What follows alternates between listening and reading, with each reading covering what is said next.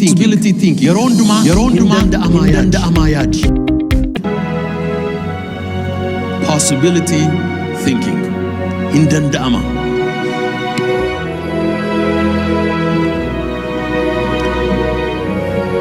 Lafa kanarratti yeroo hundumaa guyyaa hundumaa wanta hin danda'ama hin jennetu danda'amaa oola. Mee nu keessaa galgala kana harkisee aduu kana samii kanarraa gadi buusee addunyaa kana duukkaneessuu danda'u jira nu keessa. Yookiin immoo akka isheen hin duukkanoofnee fi aangoo isaatiin ajajee dhaabuu danda'u mootiiniif mootummaan hin jiru. Most of the things that impact your life are out of your control. And most of the things that impact your life are beyond your authority. Kanaaf yeroo hundumaa aduun ganama baatee galgala lixuu hin dandeessi yoo ta'e, bokkaan duumessi kun gaafii roobee gaafii dhaabuu hin danda'a yoo ta'e, biyyoon kun qamadii ati nyaattu biqilchuu hin danda'a yoo ta'e, lafa kanarra wanti hin danda'amne hin jiru.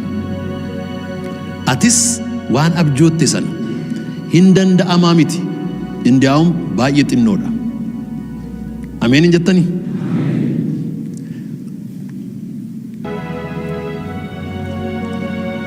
Baay'ee xinnoodha. Baay'isee xinnoodha. Baay'isee xinnoodha. So always amboo keessan jiraadhaa jijjiirrachuun barbaada yoo itti hin danda'ama. Hiyyuma keessan jira bor sadarkaa jijjiiruun barbaada yoo hin danda'ama. Qotaan jira always orientation idha, thinking orientation. Yeroo hundumaa maal jedhamaa guddanne as yoo galagalte hin danda'amu, achi hin danda'amu, ol ilaallaan hin danda'amu, achi ilaallaan hin danda'amu, achoo hin danda'amu, abbaafaati hin danda'amu, mootummaan hin danda'amu, barsiisaan hin danda'amu, hiriyaan hin danda'amu.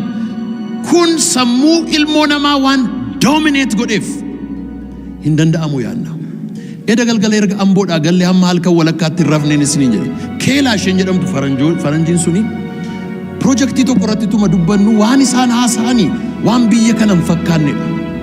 Waan biyya kana hin fakkaanne, waan biyya kana ala yaadamu yaadu ilaameen jedheen. Yaadi si yaaddan gaariidhaa garuu haala biyya kanaa wajjin hin deemu hin danda'amuun jedheen. Maaliif akkasitti yaaddu isin Ameerikaanota waan taataniif isiniif hin danda'ama nuuf hin danda'amu haala amma jiru irratti akkas naan jette. Sababii nuuf hin danda'ama jennee imaajineeshinii keenyatu gargari. Warri asii imaajineeshiniin keenya hin danda'amu yoo hammanni yoo danda'ame iyyuu gaariidha kan. Inni sun imaajineeshiniinsaa samiitti ol ba'ee urjii qaqqabee ji'arra qubatee deebi'uun hin danda'ama jedhee kan inni yaaduuf yette. The three stressors of life barabaraan deebi'eera itti. Mucaan Ameerikaa keessatti dhalatu maala nyaadhaa bara jireenya isaatii hin yaadu. Mana kam keessan jiraadhaa bara jireenya isaatii yaadda'u. Maalan dhugaa bara jireenya isaatii gaaffii isaa miti. Maalan uffadhaa hin yaadatuyyuu. Jarri kun maalinni stressors of life. Jireenya namaa stress godhu. Imaajineeshinii namaa waan xixiqqoo yaaduutu sammuu keenya saatureet godhe waan ta'eef waan gurguddaa bira ga'uudhaaf nutti ulfaata. Stressors of life. Garuu Afriikaadhuma keessaa ganduma hiyyeessaa keessaa immoo possibility thinkers hin ba'u. Possibility thinkers jedhame. I am jedhame. A possibility thinker. I am a possibility thinker. Ameen jettu. Ani jedhame hin danda'ama kan jedhuun amana. Maariyaam, Maartaa yoo amantaniif kan amanuuf hundinuu maaltu danda'ama? Hundinuu hin danda'ama. Mee harka keessan lamaan ol kaasaa. Wanti ati abjootteef hawwite hundinuu hin danda'ama. Har'aa yeroo mana kana keessaa baatan waan hundumaa yoo irraanfattan kanan hin irraanfatina. Hin danda'ama jechaa galaa. Hin danda'ama jedhame. Hin danda'ama jedha. Isa dhumaa hin danda'ama jedha. Samiin bokkaa roobsuun hin danda'ama. Galaanni gargar cituun hin danda'ama. Du'aan ka'uun hin danda'ama. Hiyyeessi sooromuun hin danda'ama. Garbichi bilisoomuun hin danda'ama.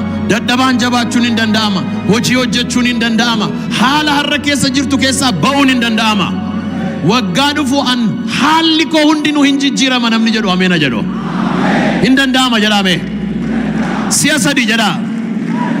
Ammas sadumaa. Yes, hin danda'ama. Wow. Danda'ama. Wow. Hin danda'ama. Hin danda'ama. Wow. Wow. Televizyinii kana gaafa naabu fakkeenya kana dubbachuu baay'een jaalladha. Meeshaa baay'ee biteen Ameerikaanii fida amma rakkadhutti. Mana meeshaa irraa bitu sanatu cufame. Nan jaalladha mana sana. Waan an barbaadu hundumaa takkaadhumaan achitti dhaqee argadha. Cufame. Maaf cuftu manni kunoo gaariidhaan jedheen Ameerikaa. Jarri jaarsolii lama bara baay'ee hojjennee nu gaariidhaan kana duwwaa hojjenna miti miidha. Indiyaa maaliif sitti himnu jedhan. Nuun riil isteetis baay'ee qabna Ameerikaa keessaa. Jeettii fi awuroopilaanis hin gurgurra Ameerikaa keessaa. Afrikaatti marmaarta miti maa tokko nurraan bitattuu naan jedhan.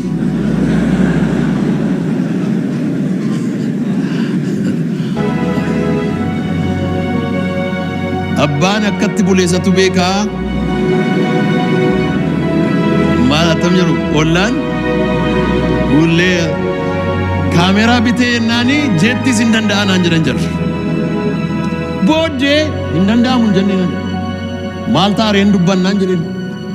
Oo kanaan nu bilbilii yookiin gaafa sanbadduraa konsaltantii xiyyaara staandardiitti barbaaddu nama si wajjiniin haasa'u siif kennina jedha. Baay'ee gaarii. Nangalee harmanaa kootti sin himne nan irraanfadhe maaliif an seriously hin fudhanne. Saturday sa'aatii beellamaatti bilbilee konsaltantiin. Hello, abaluun jedhama. Xiyyaara konsaltantii xiyyaaraati waa'ee bittaaf gurgurtaa dubbanna jedheeni. Kanaaf immoo kan na dhibu maayikiroofoon isaa oon godheen haasofsiisa. Haati manaan hin maraatte moo hinaan jette.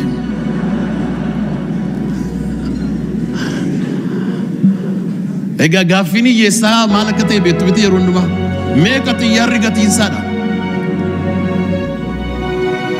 Gaafuman jalqabu meeqaan natti gurgurtu xiyyaara gatiinsaa meeqaan jedhu. Amma waa'ee gatii dubbanna utuu hin taane gatiin dhuma irratti dubbanna aynataati barbaaddu dubbanna jalqabaa jedhe. Diskashinii sana jiru hin dheeresse namichi. Asii Addis Ababaa isa bu'umoo dura Awurooppaa bu'ee isa Addis Ababaa bu'umoo isa nama meeqa butu isa keessa ciisan immoo isa keessa nyaatan immoo isa paasenjarii meeqa baatu immoo isa baay'ee fiigu immoo isa fiiwulii hinuma tarattare namichi. Isa gaariinsaa meeqa gatiinsaa abeet gaaffii Afrikaa kanuma miti egaa. Akkan gaashan qabne shakkuutti ka'e namichi. Ituma inni laaffisin baay'ee diskashiniin keenya xinnoo dheerachuu waan danda'uuf wal arginee haasofnu gaafa sanbata guddaati kunii gaafa dafnoo wal arginu baay'ee gaariidha jennee hin cufne